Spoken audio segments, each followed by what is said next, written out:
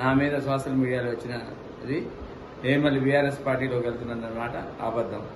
ఎందుకంటే ఒక్కసారి నేను డెసిషన్ చేసి భద్రాచలం అభివృద్ధి కొరకు కాంగ్రెస్ పార్టీ అయితే అభివృద్ధి చెందుద్దని ఏదైతే నా గురువు గారైన పొంగులేటి శ్రీనివాసరెడ్డి గారి ద్వారా నేను కాంగ్రెస్ పార్టీలో జాయిన్ అయ్యాను.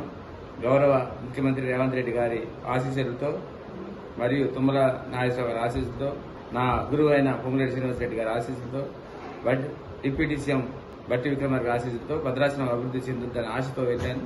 అదే ఆశతో ఉన్నాను తప్ప వేరేదైతే ఎటువంటి అపోహ చెందొద్దు. ఇది బీఆర్ఎస్ ప్రాపగండా అని నేను ఖచ్చితంగా చెప్తున్నాను.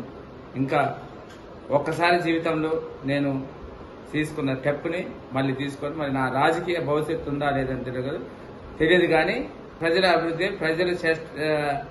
నాకు ఆశీస్సులే ఉన్నాయి. ప్రజలు అభివృద్ధే నాకు ముఖ్యమని మీకు తెలుపుతున్నాను.